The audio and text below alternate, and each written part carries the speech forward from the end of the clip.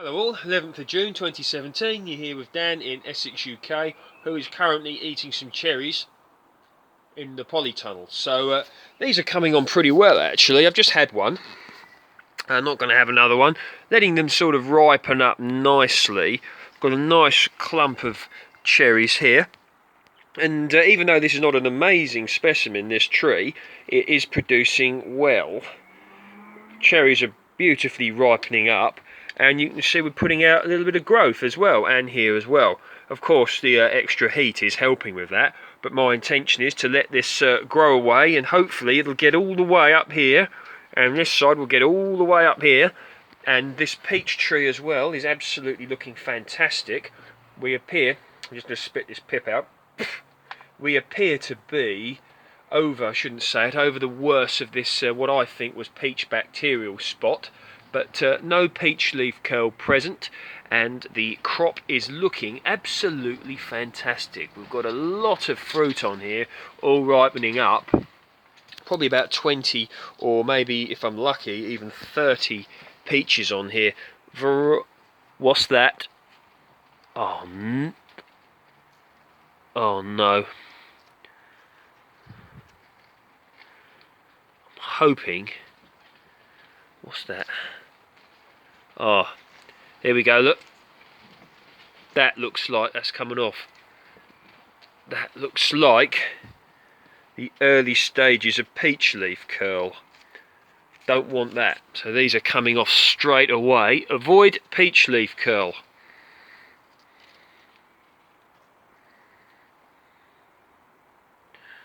Yes. Anyway. So yeah, having a good look around the polytunnel. I like to come out here at this time of night. It's about 9:20, maybe even 9:30 now in the evening. Still got some light, and this is one of the good things about living in the UK, that this time of year we do have, long days, and it has benefits for the growing season because of course the plants get more light for longer during the day, which is brilliant.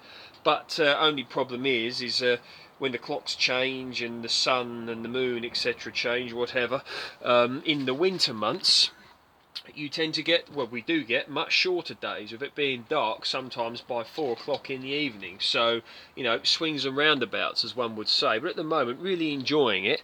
But things are moving on here in the polytunnel, and you see here, look, we're starting to get flowers here on the bitter melon plants. There we go, there's one there. I did notice some more earlier on. Another one, probably see it just down there, look. And also we are starting to get some flowers on the watermelons. So, hear the wind, look. You have to excuse me if the light's not that good, that's because of the time of night. But got little yellow flowers here and here.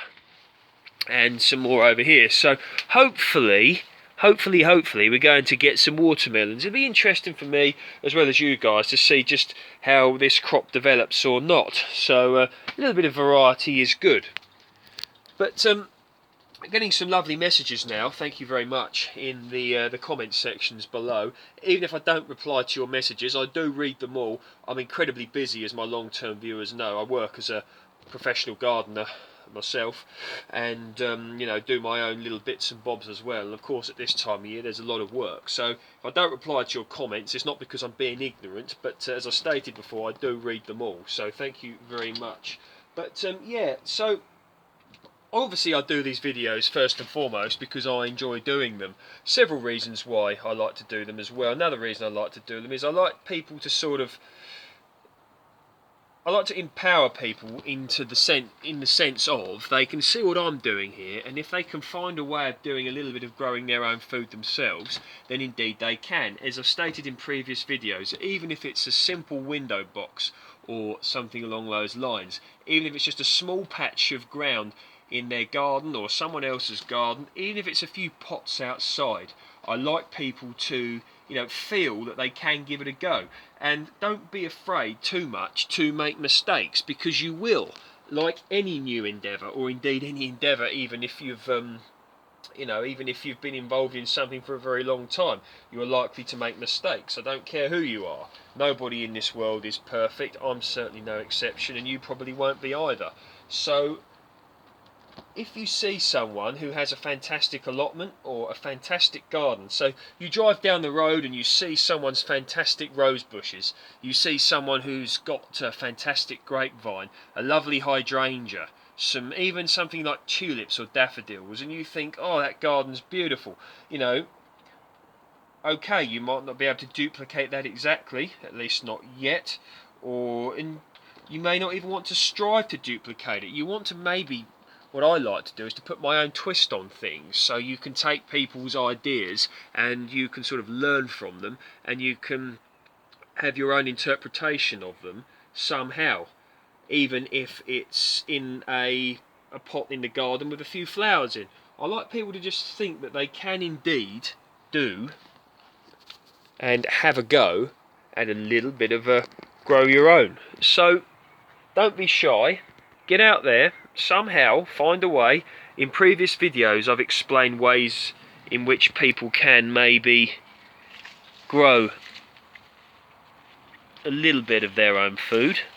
Let these ripen off a little bit. You see, this is another example in these little pots. Look, I've got some decent crops of strawberries coming on. Not looking too bad actually.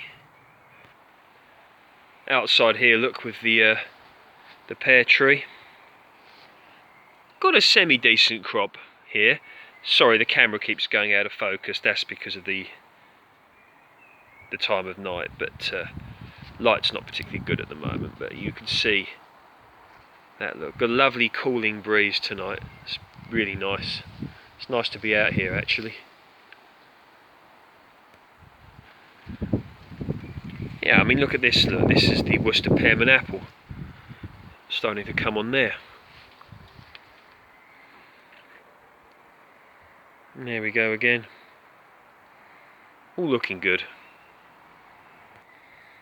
Now you may remember this tiny little garden that I set here, very small, but these are starting to grow a bit now. Something's at these spinach plants, but I imagine that they will grow, and there will be some crop come from them. The courgettes are starting to look putting their boots down, if you want to call it that, their boots, their roots, whatever, and starting to put out some size. The wind certainly bashed these around a little bit. We had some very high winds the other night. A few trees came down around here actually, but these are starting to grow. Over here, the cucumber plants are looking, they're there, aren't they? Hopefully we'll have decent weather up until October, maybe into November, so probably enough to get at least a few cucumbers. The butternut squash is there. Cucumbers, even these outdoor ones, these spiny, prickly ones, they do appreciate warm temperatures, but we have had some good days.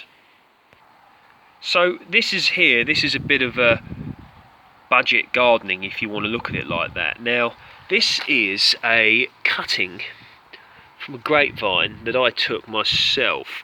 This is from Lakenont seedless, I believe. Now, obviously this is a long-term project, something like this, but you can see literally the spindly little cutting that I took there, look, and this will hopefully be a decent sized grapevine which will completely, the plan is for it to take over this entire fence eventually, for it to be trained all up here and all up here. And this can be one nice thing to do in order to sort of, if there's a vine that you're, I don't know, maybe emotional attachment is the wrong term, but if there's a vine that you like the taste of the grapes, or you do like the vine indeed, and you can get hold of a cutting which you take when the vine is dormant. So you take your cutting, a bit of last year's growth with 4 buds, and what you do is you put 2 above and 2 below the growing medium, so 2 in the growing medium, whether it's compost or soil or whatever, and leave 2 above, and the chances are it will root. You've seen the ones I've got growing away in the polytunnel, some cuttings that were taken last dormant season, and hopefully you'll have a beautiful grapevine within a few years that you paid a fraction of the cost of than if you had went down somewhere and bought one. So what I'd like people to do is, please, if you're new to gardening or have only recently started doing it, please put in the comment section below what what you've started doing for yourself. Honestly, I am interested to know what people out there are doing. Even if you've just got a pot and you've stuck a few carrot seeds in, I'd like to hear from people what you guys are up to. So I hope you've enjoyed this late night video. And the grapes here, look, these are taken.